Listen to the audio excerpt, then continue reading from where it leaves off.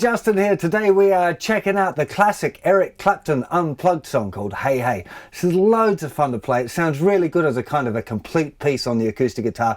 It's not actually too difficult when you learn the chunks. What I found a bit of a struggle with this one is just getting it up to tempo. So getting it the same speed that he plays on the records, technically a little bit more challenging, but the parts are actually quite nice to play and it sounds good a bit slower as well. So this is a really good one. I definitely encourage you to have a go at doing this if you're interested in getting into the solo blues guitar kind of a style. So let's get to a close-up and check out how to play it.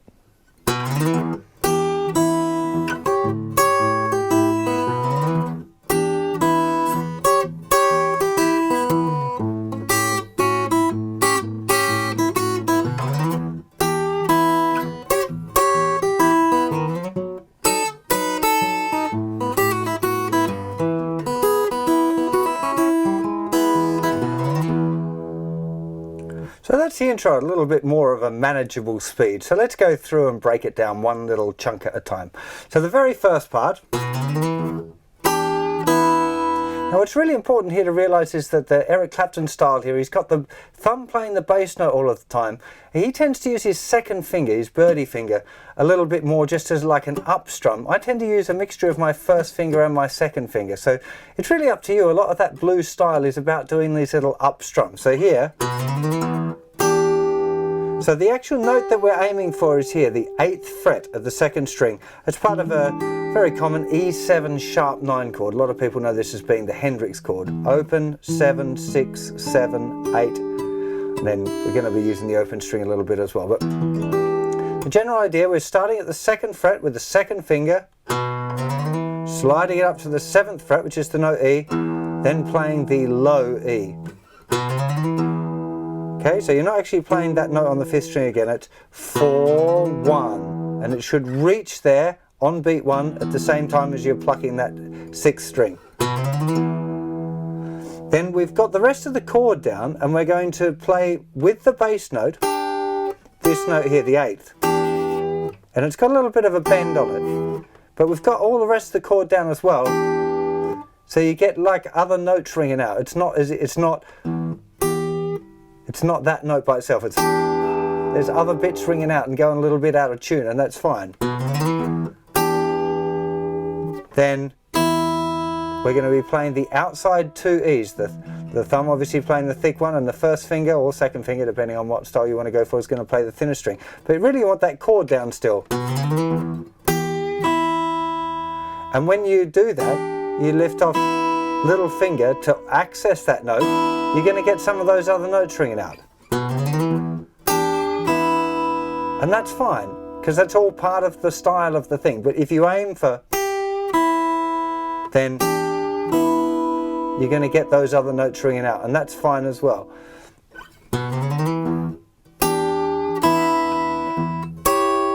Okay, then we've got the bass note. We've got this other new little chord here, which is thinnest 3 strings, 9th fret, 8th fret, 9th fret, using my second finger, first finger and third finger. It's a little A7 chord is really what's happening here. And we're using that, actually the bass note is also going to change to the note A. So it's a quick change blues. It's going from E to A7 and back to E.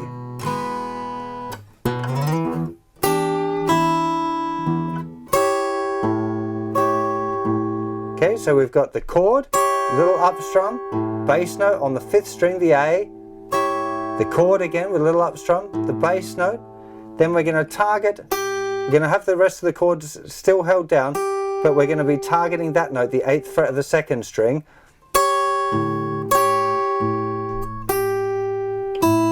And then we're going to release it and play the open A string and the open E string, the 1st string, and then play the open B string. Okay? And then what cycles this is this 2nd fret happening on beat 4, which is going to do the slide up. So 2, 3, 4, 1, 2, 3, 4, and 1, and 2, and 3, and 4, 1. Okay, so it's definitely worth practicing that as a little cycle first of all. 3, 4, 1, 2, 3, 4, and 1, and 2, and 3, and 4, 1, 2, 3, 4, and 1, and 2, and 3, and 4.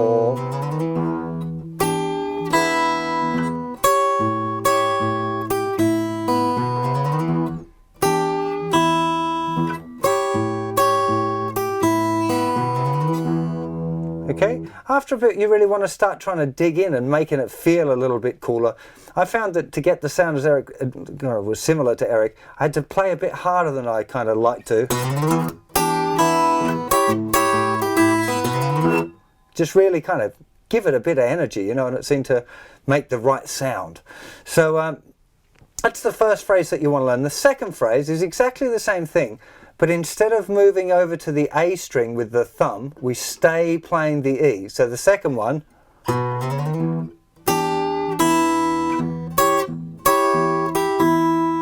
okay, so all of that whole time then, the thumb is staying on the E. Even though we've gone to the little A7, sounds like that, we can keep it going with the E bass and it sounds cool. So the first 4 bars,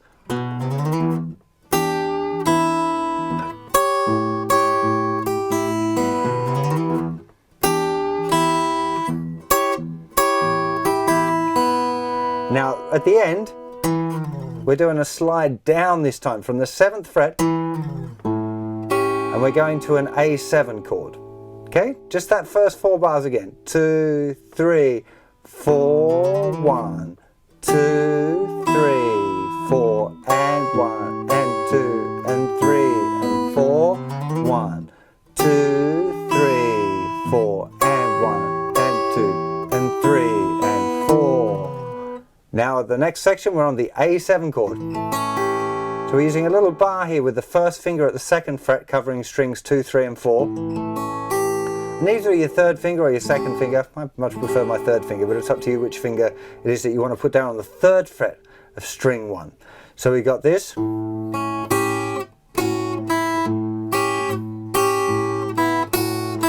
And again, it's quite kind of loose. You're strumming up with one of these fingers to get those melody notes, and sometimes they're going to hit other string. Don't stress about it. I'm showing you the targeting notes, but really if you hit some other notes along the way, don't worry about it. So we've gone from the slide down, we do the open, then we're going to play the 2nd string, but this 2nd string note, it's very light, but taking it out kind of leaves a bit of a hole there, so you do want to put that in. And this is the way I would do it, would be using thumb on the bass note, 1st finger on the 2nd string, and then the little up strum with the 2nd finger, strumming the thinnest kind of 3 strings, I guess, with the bass note. So they're actually happening at the same time. Then again, the little up strum, but really focusing now on this note, the 2nd fret, which is under the bar. So just lifting off this, lifting off 3rd finger, then lifting off all of it to get that, reveal that open E. Bass note, chord, bass, chord, bass, open, with the 2nd fret, open, 2nd fret, sliding up. Okay, again, that section from the A, because it's a little bit weird. Open, 2nd string, chord with the bass note.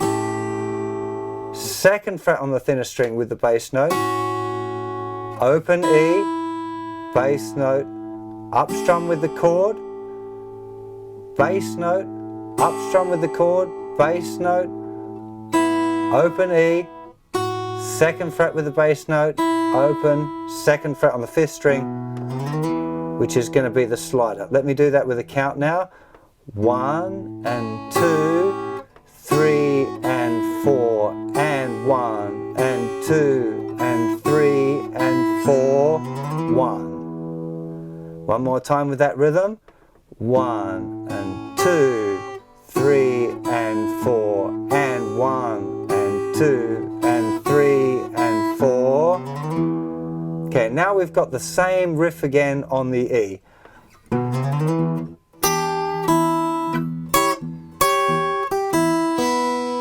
Now we've got a different slide up. We're going to the turnaround. Okay, so this is a B7, the same grip that we used for A7 earlier, but we're just doing it like this, with the 4th fret being barred, thinnest 4 strings, 2nd finger, and you want to make sure you use your 2nd finger now, because we're going to be using little finger up 2 frets high. So 2nd finger is going to go down on the 5th fret. But again, that slide starts on beat 4 of the previous bar at the 1st fret. 4, 1. And this time we're going to play it as it lands. And there's also a little ghost on the 2nd string. 1 and 2, 3 and 4. Okay? 2, 3, 4, 1 and 2, 3 and 4. Now this note, one of the guitars, I'm not sure if it's Eric Clapton or I think it's Andy Fairweather-Low, I think his name is, the other guitar player. I'm sure you'll tell me if I've got that wrong, but one of them's playing the open A at that point. So kind of a beat early moving to the A, which sounds fine in the context of it, but I prefer sticking on that note. But again, it's up to you if you want to put that note or the open A. I guess it's kind of a mistake, but I mean, sounds great, so it doesn't really matter. Anyway, 3, 4, 1 and 2, 3 and 4. Again, 3, 4, 1 and 2, 3 and 4. Okay, just little flick ups with the finger. So you're just aiming at, you know, just those notes really, but you want to be kind of doing these little strums so that you get more notes. That's the style. Now we've got to the A chord, open A.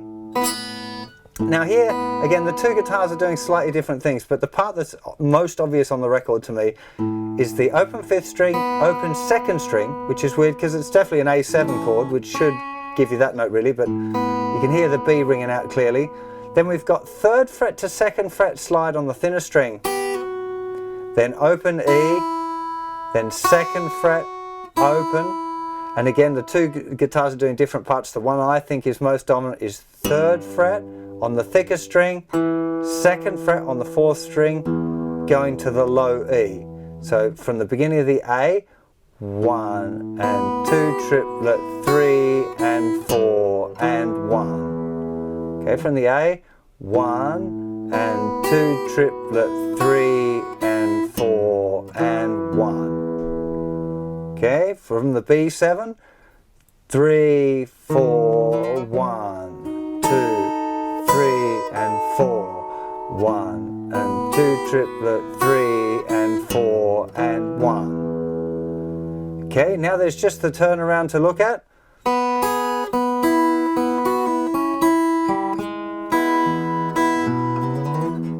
Okay, so we're starting on beat 1 with the low E note.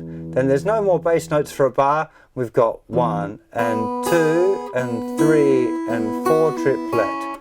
So open B, 4th fret on string 1, open B, open E, back to open B, B's the 2nd string for those of you who don't know that, who should.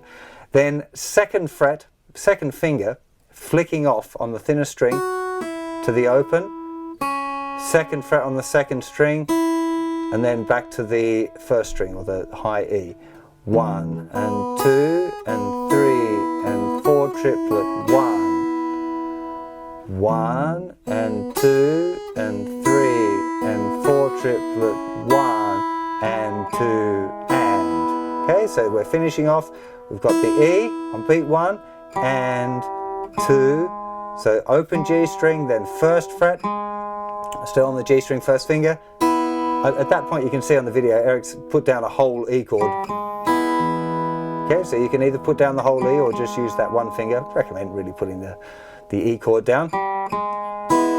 Thinnest 2 strings for the upstroke, bass note, upstroke, and then we've got that slide up going again. So let's have a look at playing this tune through now, really slowly all of the way through. So here we go. 2, 3, 4, 1, 2, 3, 4, and 1, and 2, and 3, and 4,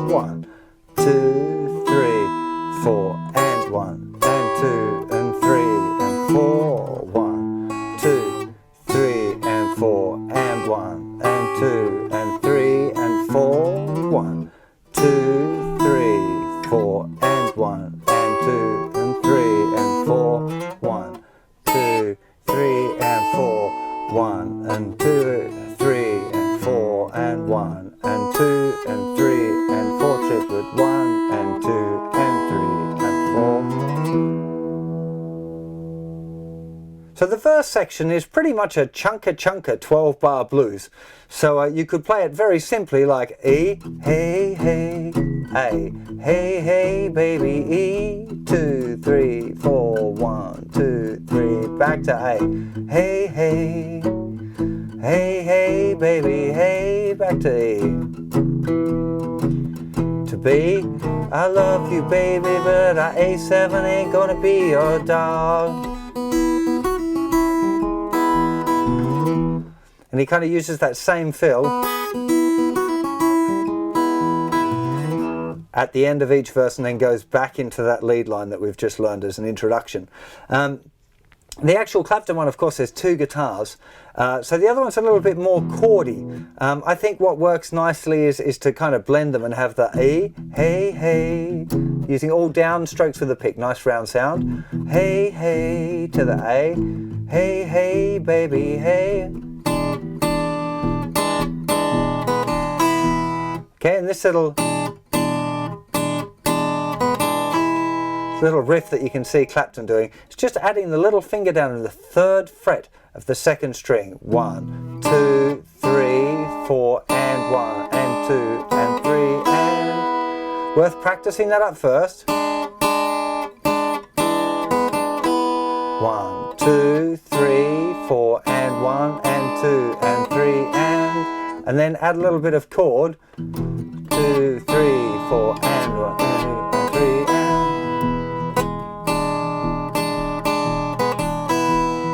And do as you can. You know, Eric Clapton's not super consistent. It's not like just plodding away on the beat. It's a little bit more random than that.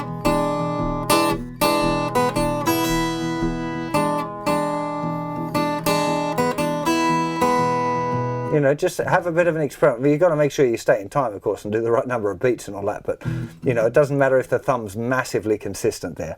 And if you add that riff in, you end up with A, hey, hey, A, hey, hey, baby, hey, riff. A, hey, hey, hey, hey, baby, riff.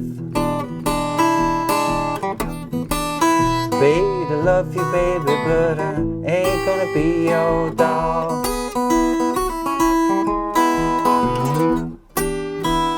Etc.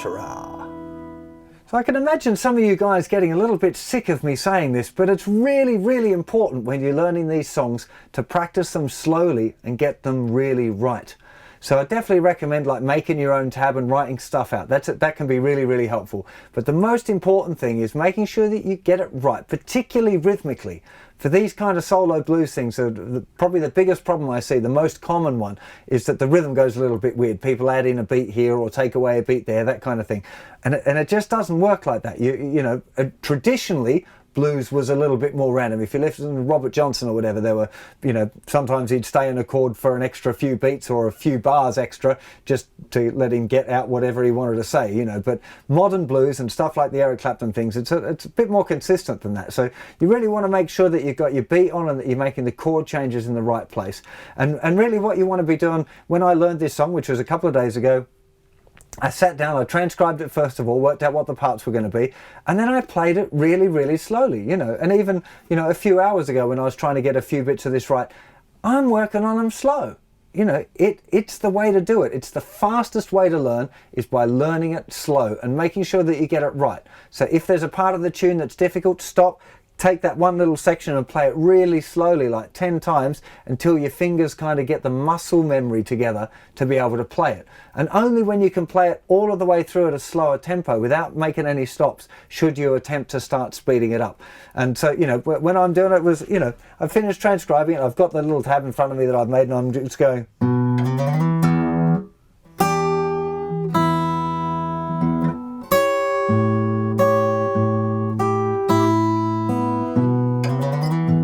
that sort of speed, like really, really properly slowly.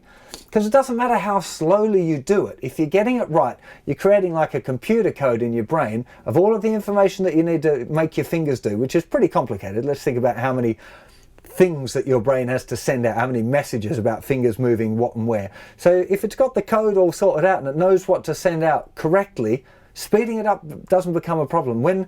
What becomes a problem is when the code is a little bit wrong and you're not sure where you should put that finger, or something goes wrong, or you've practiced it the wrong way and made the code bad. Right, so it's really a big deal to learn these kind of tunes really nice and slowly. What I do is I do it like snail pace until I can get the rhythm consistent. Then I start speeding it up when I'm at about 70%. 60-70%, I start playing along with the original recording, because that way I can kind of pick up on the time feel and stuff, and I think that's important as well. So then I gradually just speed up. I use that program called Transcribe, so I'll load the track into that, put it at 60%, play along. When I can do that consistently a couple of times, I'll move it to 65 and then 70 and then 75, 80 and eventually up to 100% of the speed. So that's the way that I would recommend that you do it. And even though you're playing it slowly, it's the fastest way to learn it. I guarantee you. You know, I've been learning songs like this for, you know, longer than I should care to remember, really. But definitely doing stuff slowly is the way to learn them quick.